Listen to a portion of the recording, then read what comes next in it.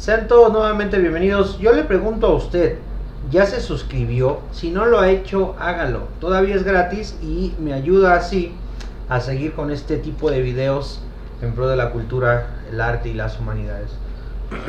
Como diría mi amiga Lolita Ayala, ya pasó, ya la voz la tengo un poco mejor.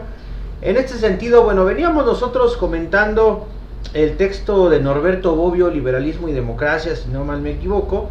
Nos habíamos quedado en el capítulo quinto, en el capítulo 5, como usted le quiera decir, vamos a decirle capítulo quinto, que se intitula o se llama El antagonismo es fecundo. Ya nosotros habíamos venido hablando de la organicidad de la sociedad, de cómo incluso Kant nos menciona que pues esta dicotomía, ¿no? Sobre todo estos antagonismos, va a decirnos Kant, van a promover que la sociedad tenga un desarrollo, etcétera, etcétera, etcétera. Eso usted lo puede ver en el video pasado. Hoy vamos a ceñirnos en el capítulo sexto, la democracia de los antiguos y de los modernos. Aquí hay cosas muy interesantes que Norberto Bobbio nos va a decir. Recordemos, estamos leyendo Liberalismo y Democracia del maestro Norberto Bobbio, estamos desmenuzando un poco qué nos está diciendo, ya veníamos comentando algunas cosas interesantes y bueno, vamos a abrir este sexto capítulo que se intitula La democracia de los antiguos y de los modernos. Ciertamente la voz hoy no la tengo tan bien, espero puedan seguir la lectura y puedan seguir mis comentarios. El liberalismo, nos dice Norberto Bobbio, como teoría del Estado y también como clave de interpretación de la historia, es moderno, mientras que la democracia como forma de gobierno es antigua. Hay que detenernos un poco, hay que comprender dos concepciones o dos conceptos distintos. Tú puedes tener teorías del Estado que fundamenten el por qué el Estado surge como un ente abstracto, como un ente mecanicista, ¿no? Como un dios hombre mecánico, diría Hobbes. Y por otra parte tienes las formas de gobierno, ¿no? Una vez que se instaura un Estado, ¿cómo va a gobernar, ¿no? Hay distintas formas de gobierno, la democracia es una de ellas, la monarquía, el parlamentarismo, etcétera, etcétera, ¿no? De hecho, dentro de las democracias, pues hay democracias mixtas, ¿no? Hay tipos de gobiernos distintos. Si usted quiere profundizar en el tipo de gobiernos, ¿no? En esta tipología de las formas de gobierno, puede remitirse a dos autores clásicos, bueno, muy interesantes, Maurice Duverger y por el otro lado, Panebianco, ¿no? Panebianco también es uno de los excelsos. Sobre todo les recomiendo ellos dos porque Duverger, bueno, tiene toda una tipología del nacimiento de los partidos políticos y también las formas de gobierno, ¿no? Cómo diferenciar un estado de otro con respecto a la forma de gobierno que tiene. Y Panebianco parte también de unas interesantes tesis, de unas interesantes premisas. Sobre todo Panebianco viene a reformular lo que Duverger ya nos dejó, entonces es bastante interesante recordarlo, ¿no? Pero vamos, ahora estamos justo en el capítulo sexto de La democracia de los antiguos y de los modernos. Hay que reconocer, por tanto, que el liberalismo es una forma de comprender el surgimiento del Estado, por ende es una teoría del Estado. Ojo, la democracia no es una teoría del Estado, la democracia es una forma de gobierno. La monarquía es una forma de gobierno, el parlamentarismo es una forma de gobierno. Usted no confunda las formas de gobierno con teorías del Estado. ¿Qué es una teoría del Estado? Simple y sencillamente, una teoría del Estado es aquella articulación, ¿no? de paradigmas, es un modelo, una estructura que nos va a determinar el por qué surgen los Estados-nación. En este caso, el liberalismo es actual porque recuerde usted que el liberalismo surge después pues de todos estos grandes reinados, de todas estas grandes monarquías, sobre todo pues podríamos decir que surge en el siglo XVII, ¿no? Pero no nada más en el XVII, recordemos que desde el XVI ya teníamos, por ejemplo, a un Thomas Hobbes, ¿no? Con una teoría del Estado, puede usted leer el Leviatán. Posteriormente en el siglo XVII llega John Locke, ¿no? Usted podría leer de John Locke el segundo tratado sobre el gobierno civil. Y en el siglo XVIII, bueno, pues es la cúspide, ¿no? Lo cenital se da en el siglo XVIII con Rousseau o con los ilustrados, ¿no? Con Rousseau, bueno, pues el contrato social, es justamente ejemplificar cómo surge el Estado, ¿no? El pacto, el convenio, todo esto que ya hemos venido diciendo. Entonces, tenga en consideración eso. Norberto Bobbio nos advierte: la democracia como forma de gobierno es antiquísima, es muy antigua, mientras que el liberalismo como forma de comprender al Estado es relativamente nueva. Entonces, el pensamiento político griego nos legó, nos entregó una célebre tipología de las formas de gobierno, de las cuales una es la democracia. No es la única. Ya cuando usted revise las tipologías en casa, bueno, pues se va a dar cuenta que incluso tienes la tipología positiva, ¿no? Y la tipología corrupta. En este caso, depende del autor que usted revise, depende ciertamente los contextos, va a poder encontrar usted más o menos que lo deseable es la democracia, lo corrupto, ¿no?, es la oclocracia. Esto viene inscrito por Polibio, si no mal recuerdo. Polibio nos hablaba de este tipo de cosas. Ahora iré más hacia allá, pero lo importante es saber que tienes una forma de gobierno positiva. No quiero decir buena, porque delegar cuestiones subjetivas en estos videos pues no podría estar fuera de lo incorrecto. Entonces vamos a decir formas en positivo y formas en negativo. La forma en positivo sería la democracia, la forma en negativo sería la oclocracia o el pueblo de la muchedumbre o de las masas. En otro caso tendrías al rey, ¿no? Y por el otro lado tendrías el despotismo, la tiranía, etc. Depende usted del autor que revise. Es la forma positiva y negativa, la forma correcta y la forma corrupta, por así decirlo. Y a esto le vamos a llamar las tipologías, ¿no?, de las formas de gobierno, de las cuales nos dicen pues ya la democracia es antiquísima desde los griegos. Y la democracia, usted y yo ya sabemos qué significa. Aquí Norberto Bobbio nos lo recuerda. La democracia está definida como el gobierno de muchos, ¿no?, de la mayoría o de los pobres. En este caso, demos, pueblo, kratos, poder, el poder del pueblo, que al final del día es una definición muy bonita. Es como la definición de filosofía. Cuando uno define filosofía: filos, amor, sofos, sabiduría, ¿no? El amor por el saber, el amor por la sabiduría. Es muy bonito, pero cuando te adentras a la filosofía te das cuenta que nada es tan bonito como la definición en sí misma. Lo mismo pasa con la democracia. La definición de la democracia, etimológicamente hablando, del griego, bueno, es muy bonito, ¿no? Es muy tópico, pero ciertamente en la realidad eso no sucede. Pero bueno, la democracia, reiteramos, es el gobierno de muchos, de la mayoría o del pueblo. Aquí Norberto Bobbio dice de los pobres, pero haciendo una similitud a lo que usted y yo conocemos como el pueblo.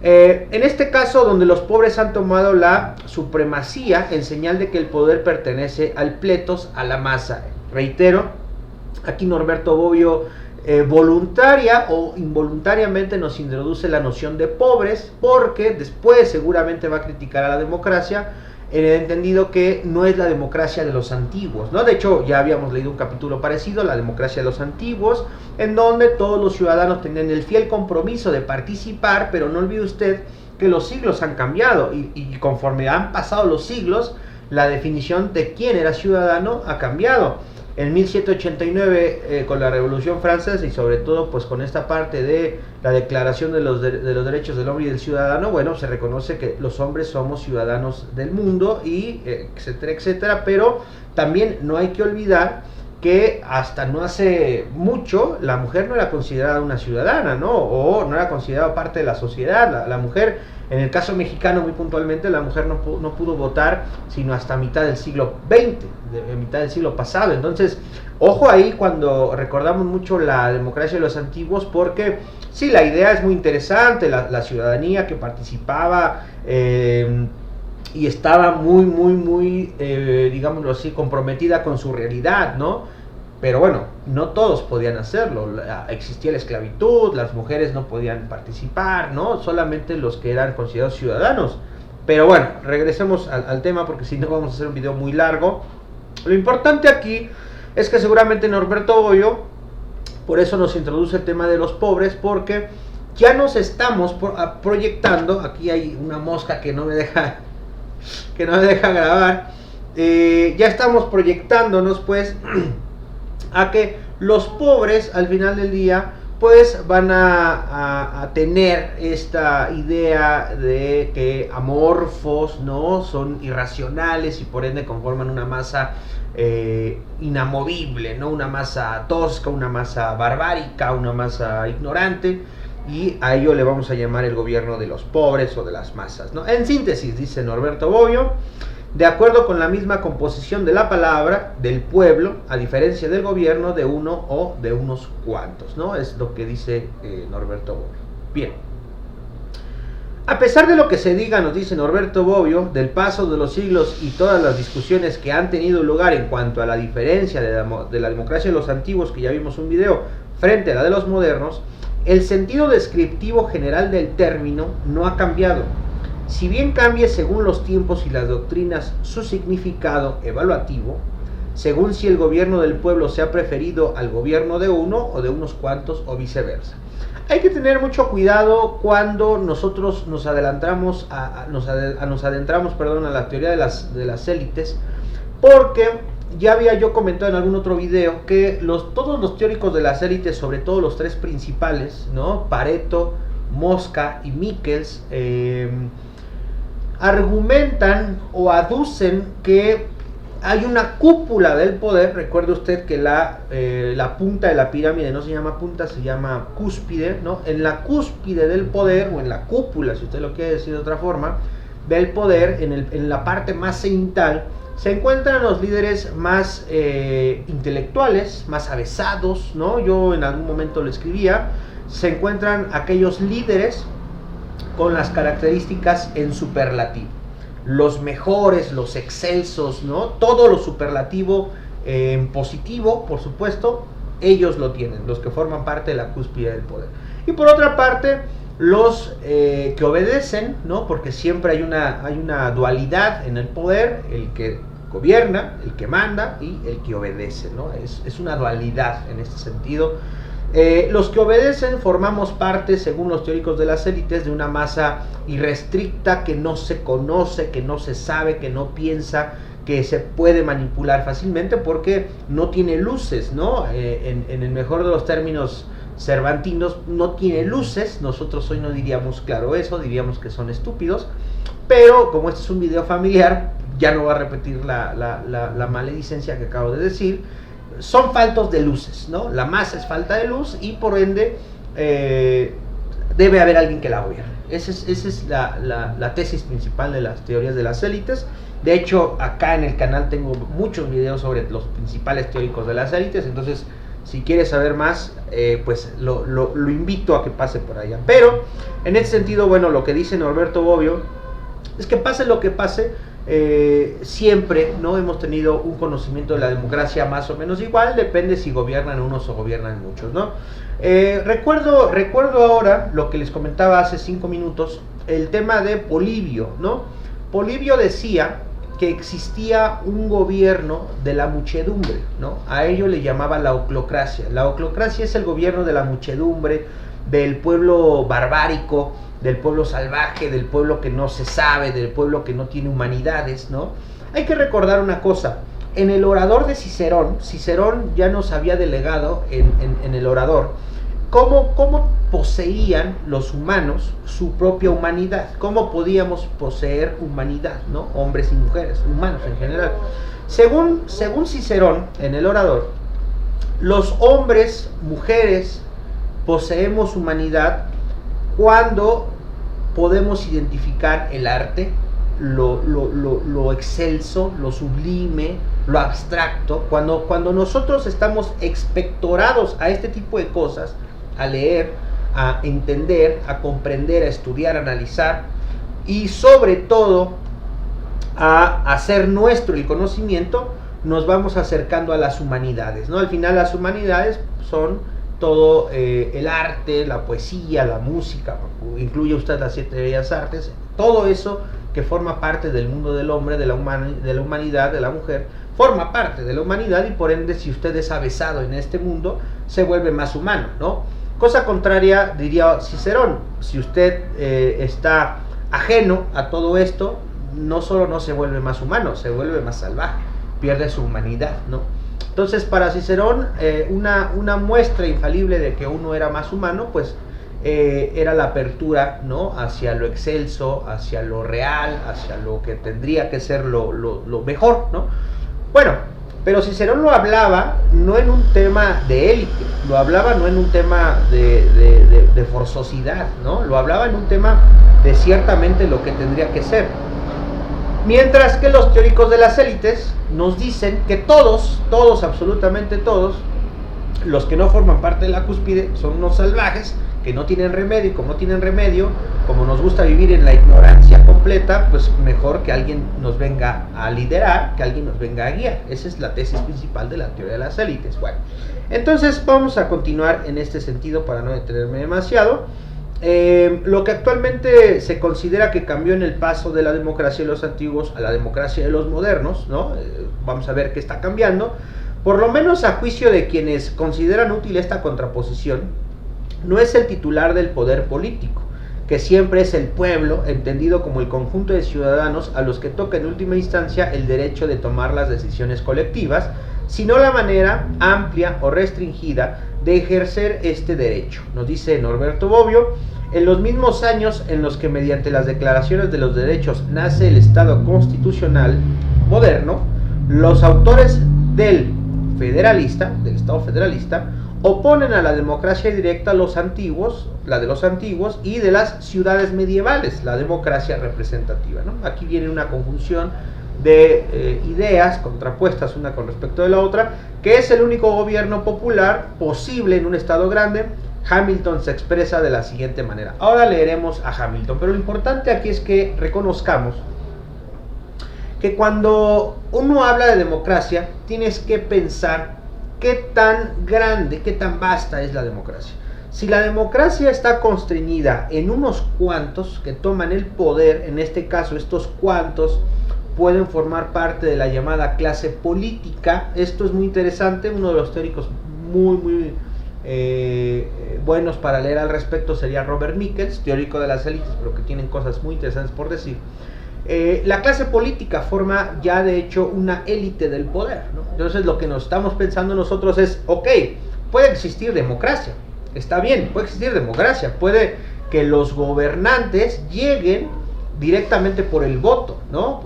La famosa fórmula un ciudadano, un voto, ¿no?, que hoy conocemos en casi todo el mundo.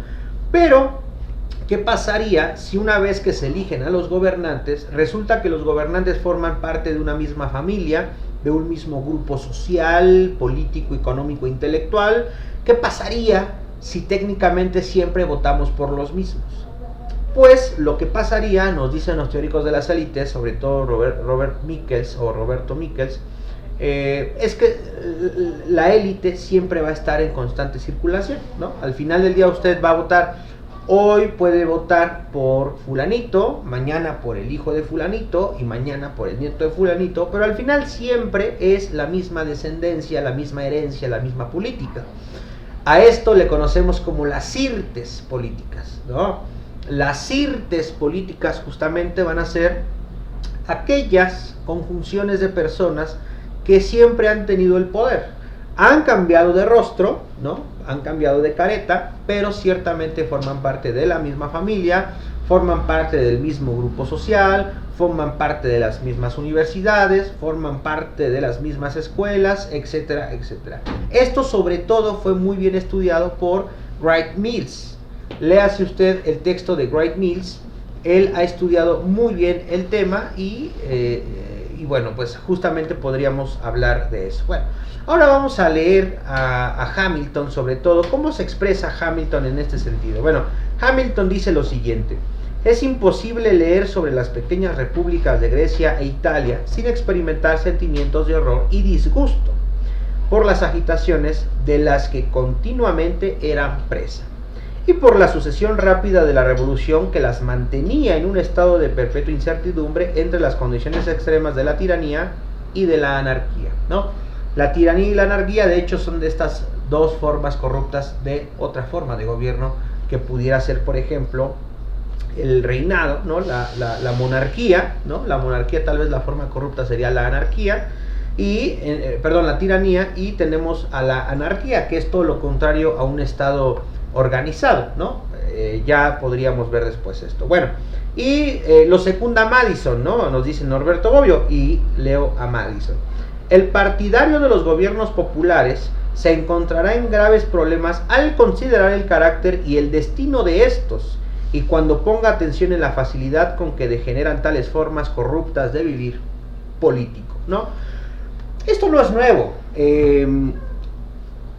Tanto Hamilton como Madison hacen una crítica a, bueno, está bien que se instaure la democracia, que se instauren los métodos del pueblo, pero como per se, como hay una idea que usted y yo somos una bola de ignorantes y no vamos a saber qué elegir, y como no sabemos qué elegir, seguramente vamos a caer o vamos a decidir elegir al peor, entonces vamos a tener una gran pugna. Bueno, déjese usted eso. Como somos tan ignorantes, según muchos de los grandes autores, ni siquiera vamos a poder ponernos de acuerdo, ¿no? Esto está muy bien inscrito en Gaetano Mosca, ¿no? Cuando Mosca planteaba, bueno, es que es mucho más fácil siempre ponerse de acuerdo entre pocos, ¿no?, individuos. Si yo tengo un grupo de 1000 personas, es más fácil que estas 1000 personas se organicen que 1.000.000 de personas, y por ende siempre el poder, más o menos la tesis de Gaetano Mosca era, pues siempre el poder va a estar circunscrito en un puñado de gentes, mientras que la gran mayoría, la masa, pues no va a reconocer ni siquiera de qué se está hablando, ¿no? Pero bueno, esa es otra idea. Entonces, en realidad, nos dice Norberto Bobbio, lo que dice Hamilton y Madison era un pretexto argumentar que el defecto de la democracia ciudadana fuese el desencadenamiento de las facciones, y recordaba el antiguo y siempre presente desprecio del pueblo por parte de los grupos oligárquicos, ¿no? Dice Norberto Bobbio, había un argumento contra la idea de que el pueblo se gobernase, pero la idea llevada al extremo incluso era irrisoria, ¿no? No puedes tú argumentar o no puedes tú aducir que porque todos estamos propensos a la violencia, siempre vamos a ser violentos, ¿no? De hecho, Aristóteles nos lo decía bien en su Política, ¿no? Cuando dice Aristóteles, muy al inicio de su texto de la Política, el hombre es un animal gregario, ¿no? Y debajo de esto, de hecho, si tengo el texto, se los leo ahora tal cual. El hombre es un animal gregario, e inmediatamente, de hecho, hoy están de suerte, porque tengo acá el libro de Aristóteles, para que no crean que es mentira lo que digo. La cosa ahora va a ser buscar dónde, y creo que lo peor es que no lo tengo subrayado, entonces eso va a ser un problema, pero pueden encontrarlo rapidísimo. Este video ya se volvió súper largo, espero que las personas que llegaron acá no se aburran, y si se aburren, pues qué le vamos a hacer, ¿no? Aquí está. El por qué sea el hombre un animal político, más aún que las abejas y todo otro animal gregario, es evidente, ¿no? Esto nos dice Aristóteles. Aristóteles nos está diciendo esto. Entonces, ya nos dijo, el hombre es un animal gregario, pero también, y es lo que quiero encontrar, es un animal amante de la guerra, ¿no? Ahora no lo encuentro. Esto es lógico, ¿no? Las ciudades, asimismo, por naturaleza anterior a la familia y cada uno de nosotros, el todo en efecto es necesariamente anterior a la parte. Destruido el todo corporal, no habrá ni pie ni mano, a no ser en sentido equívoco, como cuando se habla de una mano de piedra, ¿no? Nos está hablando la necesidad que se tiene para con la familia, ¿no? La idea de que la familia es la primera institución, esto ya viene en Aristóteles. Pero lo importante que ahora no lo encuentro, y voy a quedar en ridículo con todos ustedes, es justo lo que les quería comentar. Aristóteles nos dice, claro, es que el hombre es un animal gregario, pero también es un amante de la guerra. Es un amante de la guerra.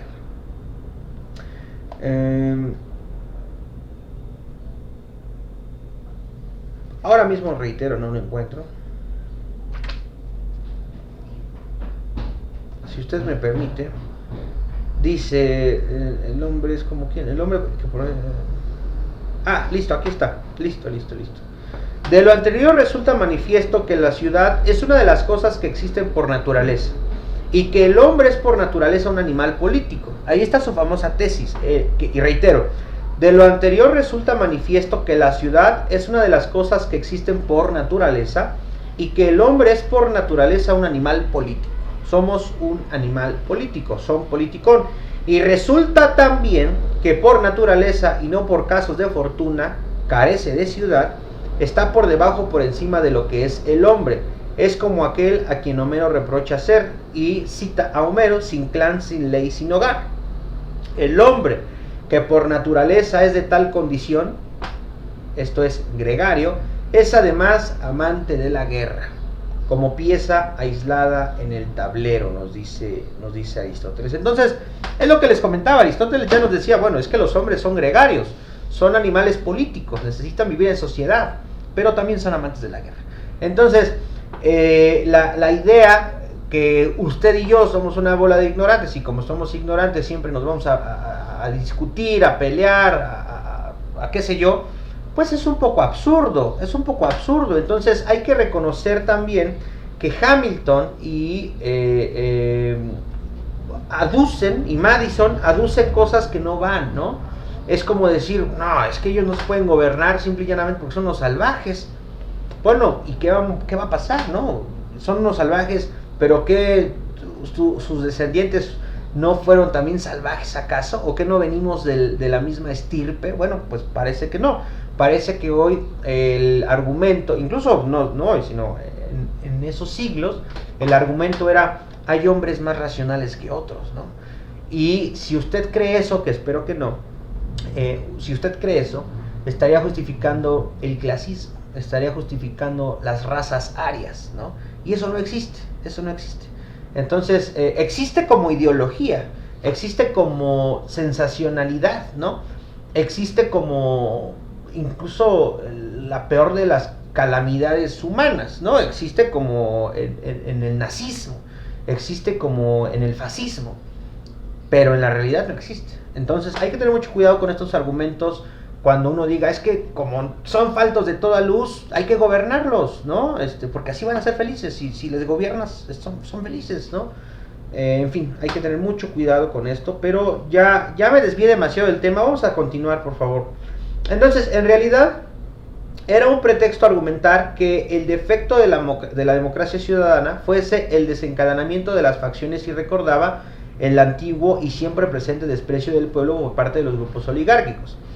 Las divisiones entre facciones contrapuestas se habrían reproducido bajo forma de partidos en las asambleas de representantes. De hecho, si usted lee a Maurice Duverger, se va a dar cuenta que existen dos formas de la creación de un partido.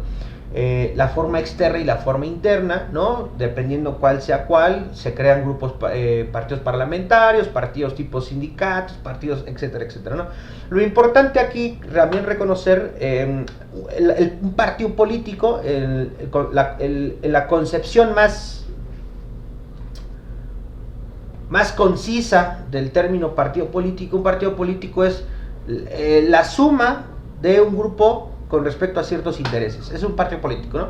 Si tú tienes un grupo con ciertos intereses, eso es un partido que tiene una suma de ciertos intereses con respecto a otros, ¿no? Y que evidentemente van a luchar por estos intereses. Eso es un partido, ¿no? En el término más básico de la palabra.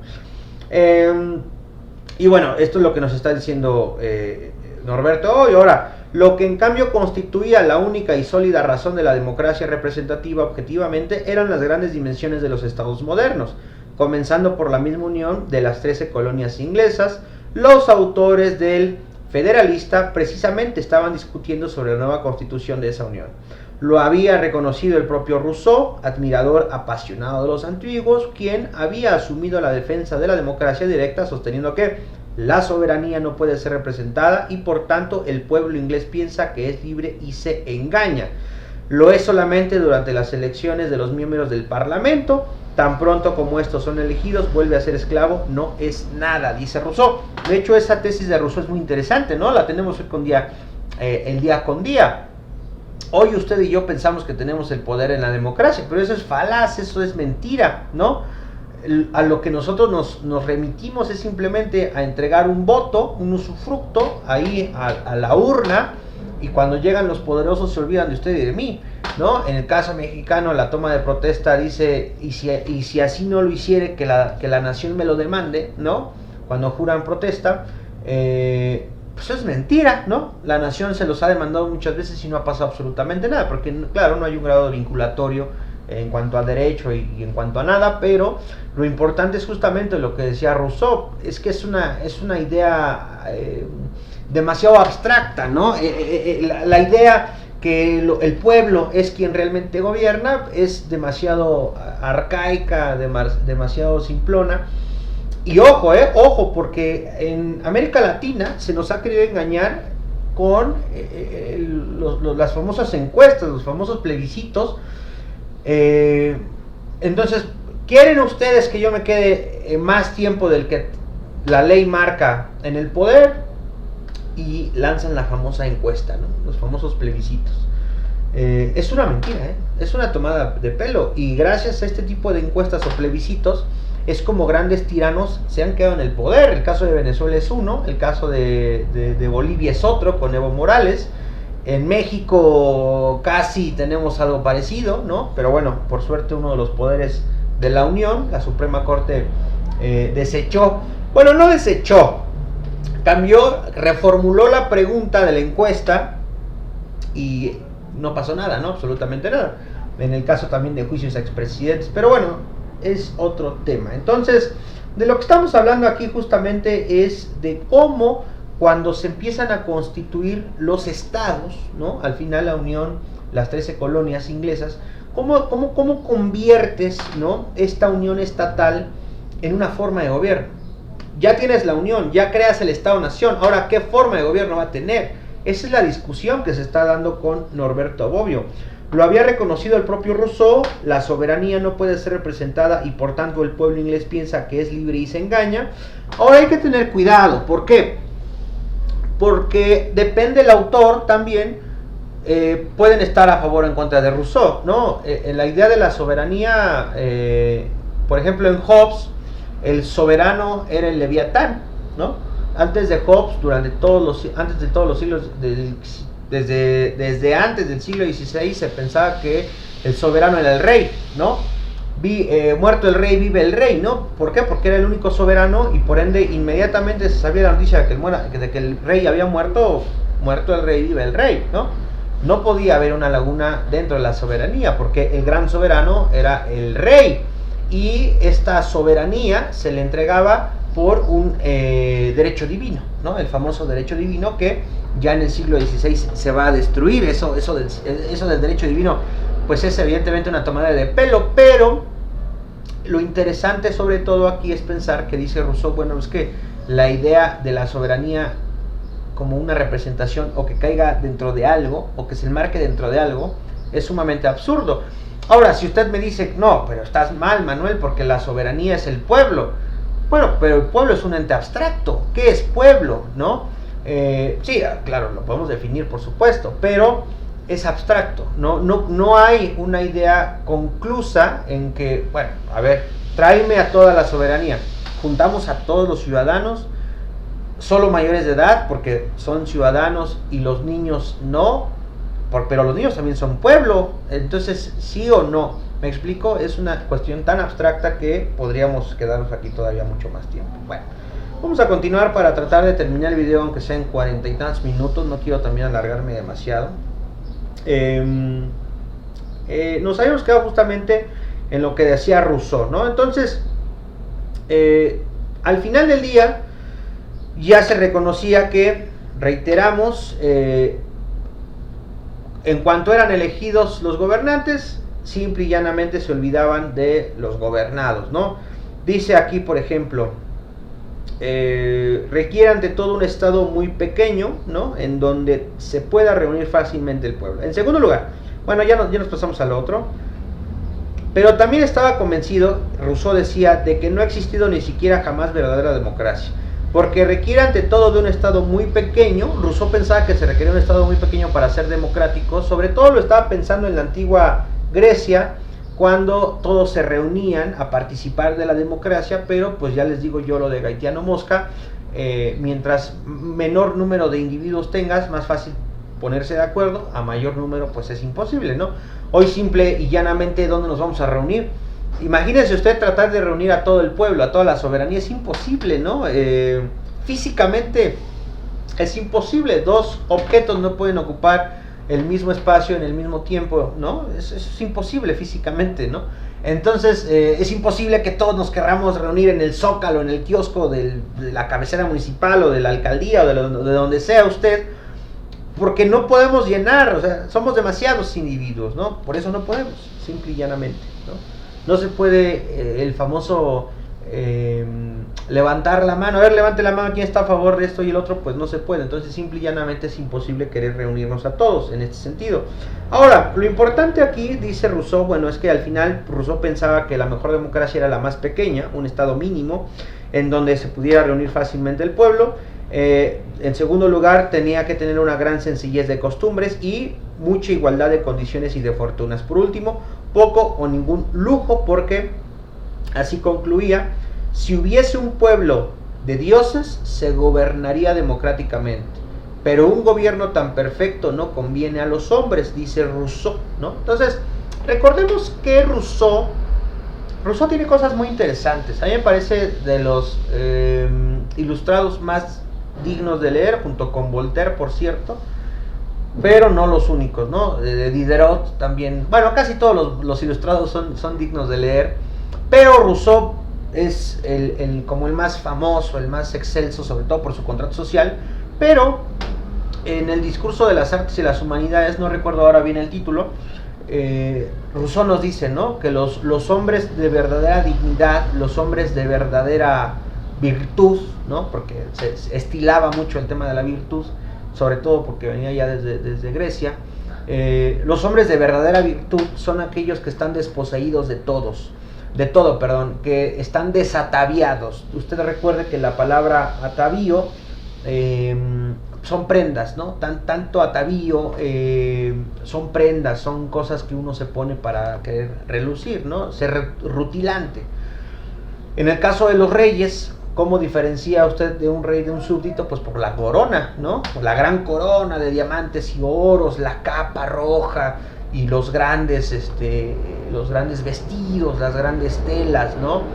Y decía Rousseau, el verdadero hombre, el hombre de verdadera virtud, es un hombre desposeído de todo atavío, ¿no? Es un hombre que incluso, si pudiera, estaría desnudo, ¿no? Rousseau seguramente conocía a Diógenes el cínico, muy probablemente conocía a este filósofo cínico, a Diógenes, pero bueno, en ese discurso de las artes y las humanidades es muy interesante reconocer que dice Rousseau que el hombre de la verdadera virtud es el hombre desposeído de todo bien, ¿no? Ojo, no nada más todo bien material, ¿no? No porque usted se encuere quiere decir que posee toda virtud.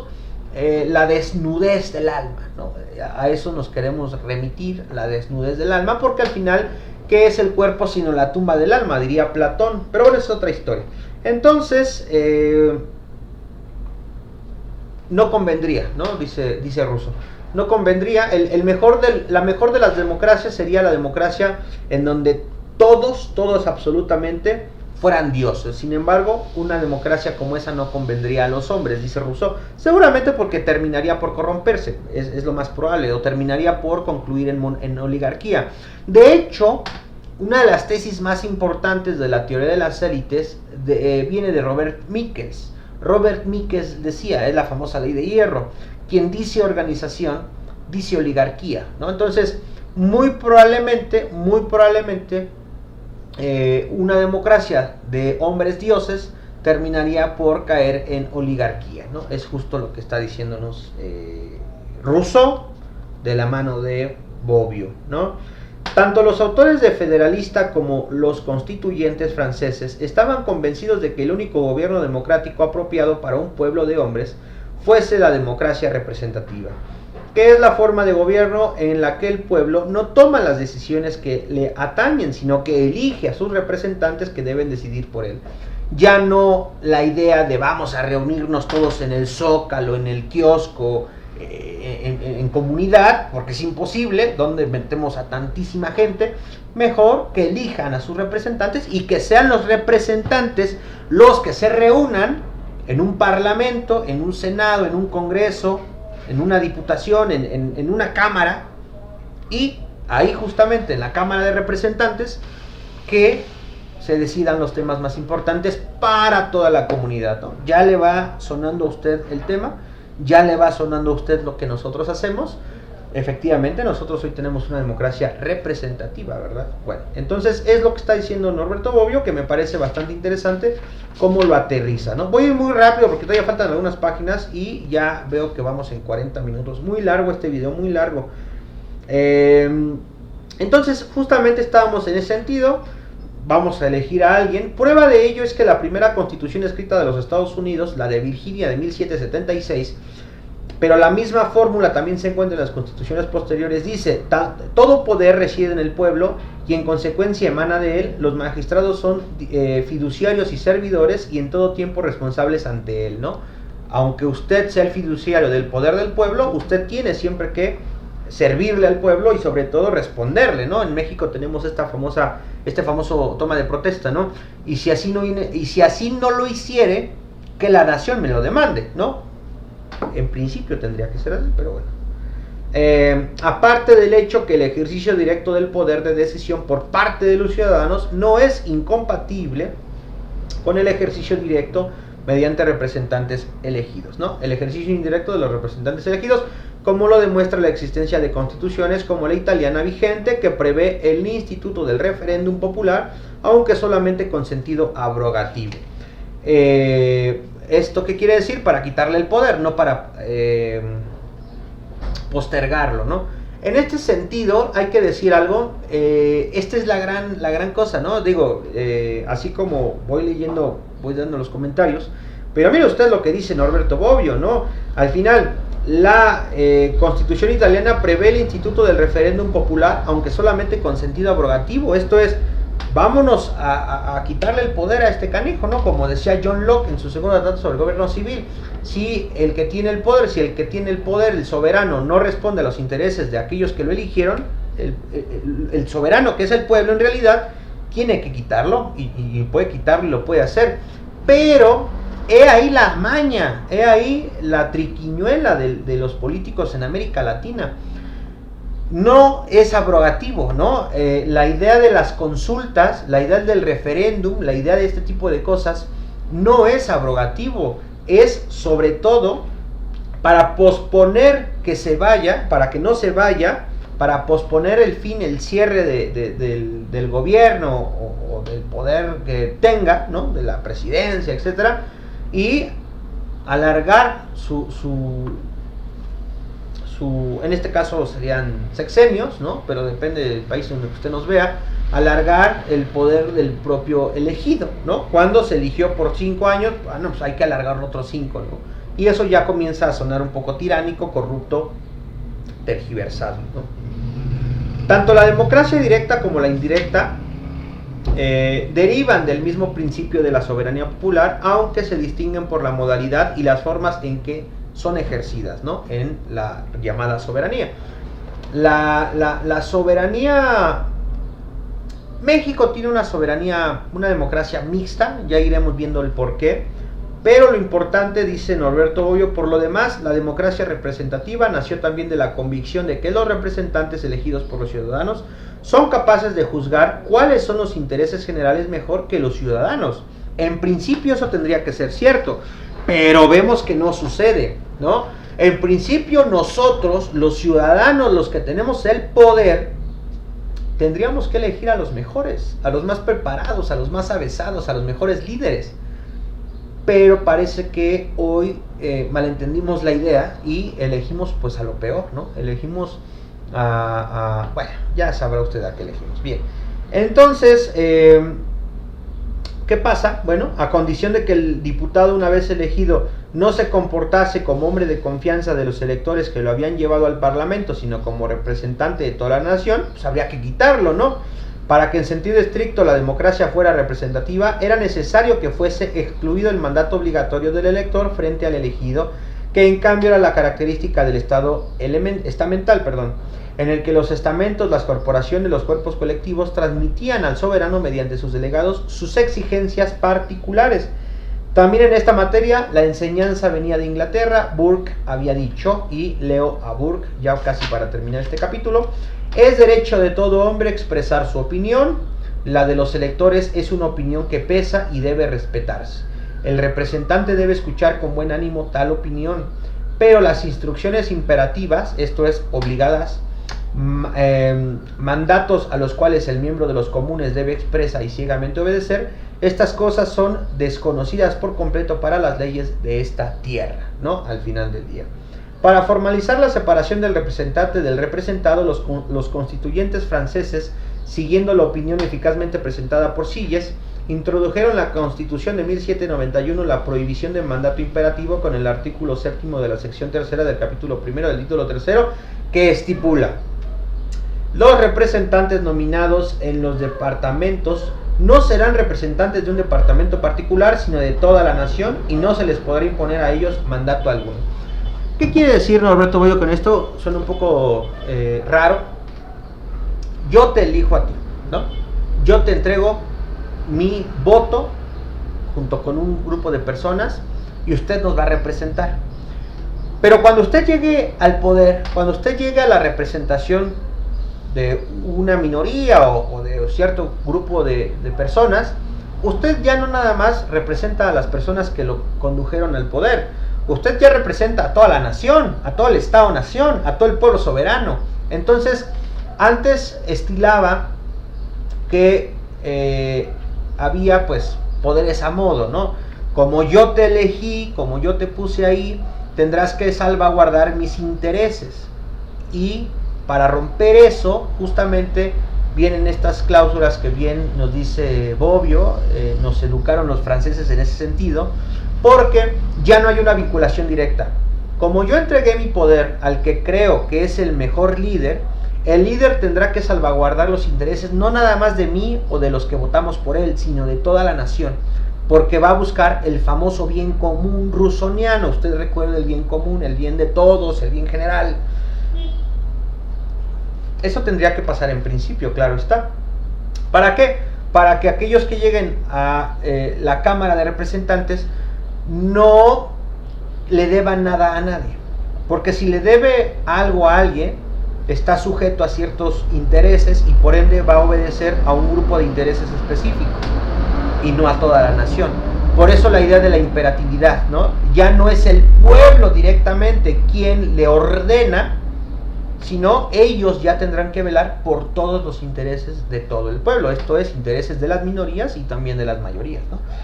Aquí es, como yo les digo a ustedes, la idea de que si así no lo hiciera, que la nación me lo demande, es la nación en su conjunto, no nada más un grupo minoritario, porque si no, imagínense usted, si a cualquier marcha, si a cualquier acto de no estar de acuerdo, de inconformidad, los representantes renunciaran, pues sería un renunciadero total. No, eso no va en este sentido, justo como lo dice Norberto Bobbio, y lo enmarca muy bien Burke en lo que acabo de leer, ¿no? Desde entonces, la prohibición hecha a los representantes de recibir un mandato imperativo por parte de sus electores se volverá un principio esencial para el funcionamiento del sistema parlamentario, el cual, precisamente en virtud de este principio, se distingue de los viejos estados estamentales en los que prevalecía el principio contrario de la representación corporativa basada en la obligación de mandato del delegado, que institucionalmente es llamado a ver por los intereses de la corporación.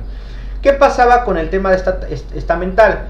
Que como yo te elegí y tienes que salvaguardar mis intereses, entonces era una lucha de intereses privados, era una lucha de intereses muy a modo, cuando de lo que se trata en la Cámara de Representantes es representar a todo el Estado-Nación en su conjunto.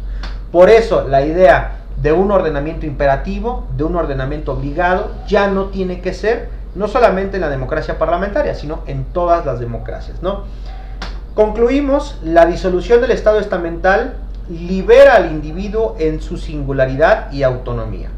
Es el individuo en cuanto tal, no el miembro de la corporación, quien tiene el derecho de elegir a los representantes de la nación, los cuales son llamados por los individuos específicos para representar a la nación en su conjunto, no en lo particular. Ojo, reitero, no en lo particular, en su conjunto, y por tanto deben realizar sus acciones y tomar sus decisiones sin algún mandato imperativo, sin que una corporación, sin que un ente externo les presione. ¿Me explico?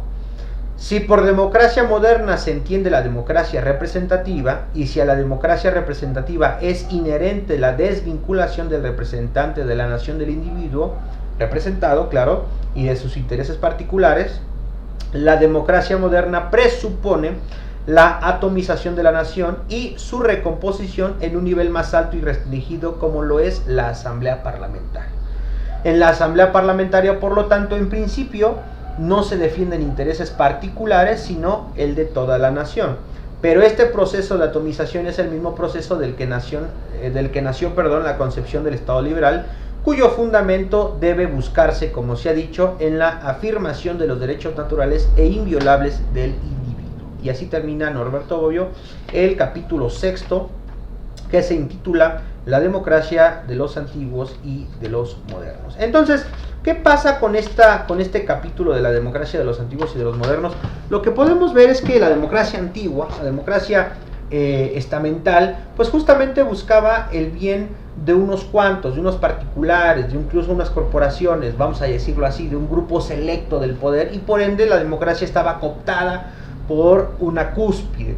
La idea de desvincular al representante de los representados como un ordenamiento imperativo, como un ordenamiento de hey, te vamos a buscar y no me has cumplido, ¿no? Las famosas promesas. Bueno, al final del día, el bien mayor por el mal menor, ¿no? El bien mayor por el mal menor. ¿Qué quiere decir? Que en la Cámara de Representantes ya no nada más te defiendo a ti, defiendo a todos y tengo que velar por todos. Por eso nuestra obligación de manera imperativa como ciudadanos tendría que ser votar, elegir a nuestros representantes de la mejor manera y de la manera más consciente. Votar por gente que realmente tenga las capacidades de estar ahí en la Cámara de Representantes, y no votar por cualquier chabacano, cualquier persona que quiera llegar nada más al poder simple y llanamente por llegar, ¿no? Esa es la idea. Posteriormente vamos a leer el capítulo 7, Democracia e Igualdad. Hoy el video se fue muy largo, ya vamos casi por la hora. Usted disculpe, pero les quiero agradecer de sobremanera. He recibido algunos buenos comentarios de parte suya, les agradezco de sobremanera. Este trabajo lo hacemos para ustedes. Últimamente no he tenido demasiado tiempo para poder hacer videos, pero ya estaremos por acá de regreso. Prometo que hoy sale también el video del capítulo 7. Voy a tratar de llegar incluso al 8, que me lo han pedido, pero vámonos por partes, como dice el descuartizador. En ese sentido, ya les digo yo, si no se ha suscrito, suscríbase. Nos hemos podido percatar desde acá que más del 90% de personas que ven nuestros videos no se suscribe, ¿no? Suscríbase, por favor, así nos ayuda a seguir con este trabajo y sobre todo nos ayuda a motivarnos, ¿no? Nos ayuda a saber que alguien simple y llanamente le puede interesar lo que un humilde servidor les dice y les viene a compartir, que lo hace de la manera, espero, más sencilla, más honesta que tengo, y que les interese. Y me voy con esta idea. Es una tesis que creo que ya se los he platicado, y si no, se las platico el día de hoy. Alexis de Tocqueville planteaba, y se los comento justamente porque va a venir en el tema de la democracia y la igualdad, se las dejo para que la vayan reflexionando. Alexis de Tocqueville tiene una tesis que dice: igualdad y libertad, una va en detrimento de la otra siempre, siempre. Una y la otra van siempre en detrimento. ¿Qué quiere decir esto? Si quieres igualdad, no puedes tener libertad, y si quieres libertad, no puedes tener igualdad. Son inversamente proporcionales. A mayor libertad, dice Tocqueville, menor igualdad. A mayor igualdad, menor libertad. Reitero, la libertad y la igualdad, una va en detrimento de la otra. Son inversamente proporcionales. Piénselo, analícelo, y ya nos veremos en el próximo capítulo, que es el 7, Democracia e Igualdad, para seguir con esto. Recuerde, sea feliz, porque no pasa que un buen día despierte y sea menos que nada. Muchísimas gracias, nos vemos en el próximo capítulo. Hasta entonces.